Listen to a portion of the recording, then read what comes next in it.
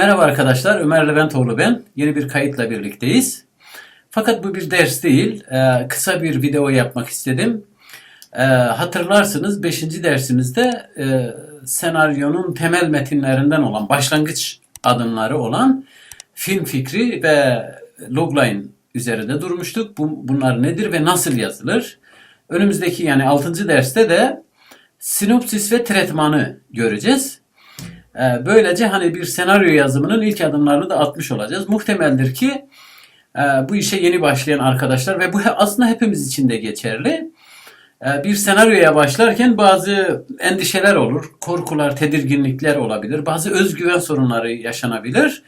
Böylece bunları da aşmış olacağız. Çünkü bu metinleri yazmakla aynı zamanda bir yola da girmiş olacağız. Yani senaryoyu aslında yazmaya başlamış olacağız. Dolayısıyla bu mesele okey, tamam. Fakat peki bu şeyi neden yapıyorum? Bu kaydı neden yapıyorum? Önemli bir sebeple şöyle açıklayayım.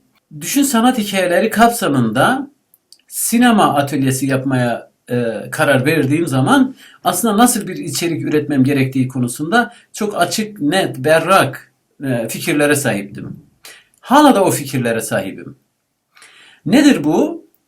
Aslında geçerli, cari, rutin, kabul görmüş ve hakim senaryo anlayışını, sinema anlayışını tartışmak, eleştirmek, böylece belki sinemanın doğasına daha uygun, daha denk gelecek şekilde yeni özgün fikirler geliştirmek, sinemanın yaratıcı yönünü biraz irdelemek ve mümkünse olağan kabul edilen, standarda getirilmiş olan, kalıplara oturtulmuş olan sinemayı da aşma yönünde bir çaba, bir deneme, bir girişimde bulunmak.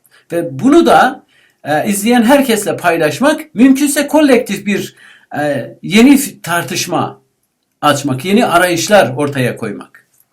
Neden bunu yapmak istiyorum? Aslında çok anlaşılır bir sebeple. Buna vesile olan, yani bu videoyu yapmama vesile olan şey de şuydu. Bir arkadaşım paylaştı benimle bugün. Bir gezgin şöyle bir şey anlatıyor. Diyor ki 10 yıl önce dünyayı dolaştım. İşte İran'dan başladım. Hindistan, Çin, Rusya, Avrupa, Amerika ve Afrika. Bu seyahatim sırasında gittiğim her yerde çok özgün şeylerle karşılaştım. Yani gördüğüm işte kent, mimari, giyim tarzı, renkler, yeme içme alışkanlıkları, söz söyleme, müzik, şiir, edebiyat, davranışlar, her yerde beni şaşırtan, beni zenginleştiren, çoğaltan farklılıklarla karşılaştım. Fakat yakın zamanda tekrar aynı seyahati yaptım. Bu kez nerede olduğumun neredeyse hiçbir önemi yoktu. Çünkü mimariden tutalım, medya dünyasına, giyim alışkanlıklarına, renklere, müziğe, sinemaya dair her şey neredeyse bir standarda ulaşmış durumda. Dünyanın hemen hemen her ülkesinde aşağı yukarı sinema festivalleri, film festivalleri yapılır. Ama neredeyse hepsi benzer içeriklerle yapılır. Dolayısıyla buna bir yerden itiraz etmek gerekir. Bunu bir şekilde eleştirmek gerekir. Yani standartlaşmaya, kalıplaşmaya, nasıl söyleyeyim, aynı fikirlerin, aynı bakış açılarının, aynı beslenme kaynaklarının hakim ve yaygın olduğu ve hemen hemen her yerde aynı şeylerin geçerli olduğu bir dünyaya itiraz etmek gerekir. Sanatın da zaten temel tanımlarında bu yok mu? Bu var. Dolayısıyla da bir yandan senaryoda yazım kuralları, yöntemleri, yolu yordamı vesaire üzerine tartışırken bir yandan da gerçekten özgün arayışlar içerisine girmemiz gerektiğini anlatmaya çalışıyorum. Yani nasıl söyleyeyim? Diyelim ki Hindistan'da ya da Asya'da Bu da ortaya çıkıyor. Bir felsefe, bir dünya görüşü, bir inanç diyebilirsiniz, bir teoloji de diyebilirsiniz. Dünyaya, hayata, insana, doğaya dair bir bakış getiriyor. Diyelim ki İran'da ya da Orta Doğu'da Zerdüşt çıkıyor. Bambaşka bir renk, bambaşka fikirler. İşte Yunanistan'da diyelim ki Thales, Homeros, Sokrates gibi insanlar çıkıyor. Avrupa'da diyelim ki Descartes gibi, Spinoza gibi insanlar. Fakat şimdinin sinemasına baktığınızda neredeyse herkes birbirine benziyor. Bütün yönetmenler. Çünkü standartize edilmiş sinema yaklaşımı herkesi kuşatmış. Herkesin zihin, duygu dünyasını, bilincini işgal etmiş durumda. Dolayısıyla da her şey aslında kalıp. Tamam, sinemanın bir estetiği var, bir sanattır diyoruz, yaratıcılıktır. Evet, ama kalıpları takip etmeyen, ona itiraz eden, kalıpları kıran, yeni özgün şeyler yaratan ne kadar sinema var? Bunu eleştirmeye çalışıyorum. Bunu yapmaya çalışıyorum. Dolayısıyla da bu aynı zamanda şunu da getirecek yeni başlayan arkadaşlar için. Ya belli standartlar var. Dünyada her şey belli, biliniyor. Ona ulaşmam lazım. Ona erişmem lazım. Ve bu biraz beni aşıyor. Bu endişeyi ortadan kaldırmak için. Dolayısıyla da hakim olanı eleştirmeden 2 adım ileri atamayız arkadaşlar. Özgüven sorunu hepimizi mahkum eder. Hepimizi döver, yerle bir eder. Enerjimizi alır.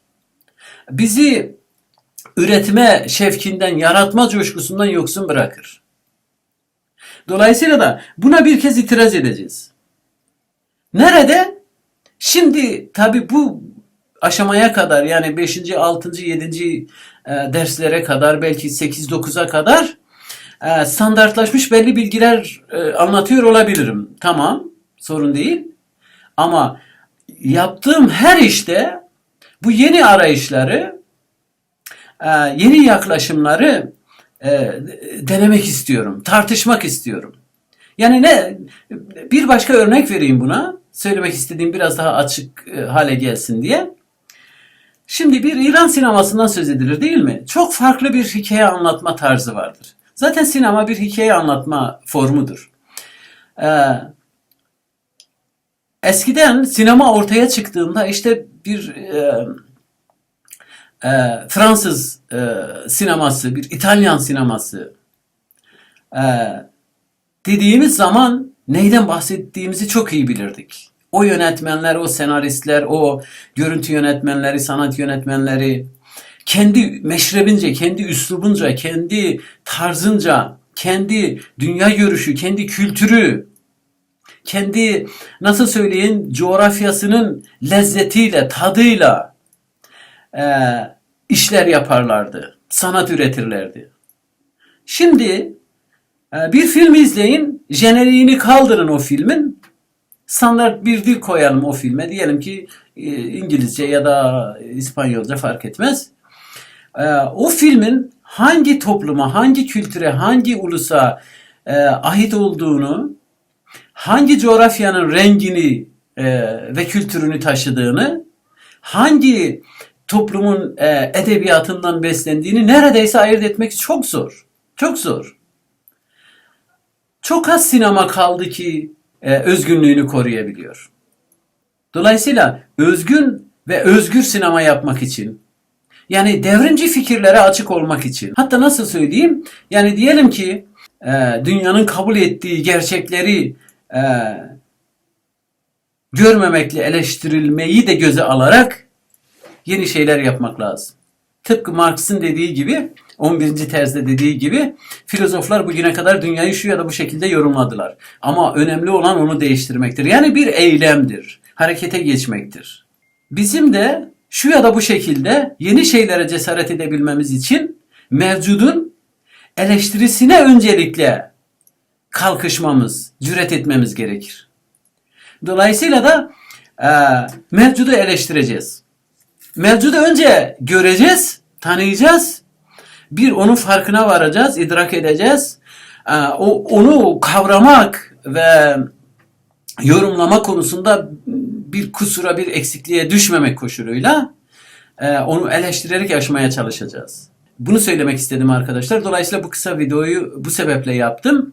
Önümüzdeki derslerde standartize edilmiş bilgiler paylaşıyor olsam da bu temel nasıl söyleyeyim, yaratıcı fikirleri tartışmak için de bol bol zamanımız olacak ve bu konuda sizlerin de desteğini bekliyorum. Yeni dersimizde, yani 6. dersimizde görüşmek üzere. Kendinize iyi bakın. Aman ha dışarı çıkmayın.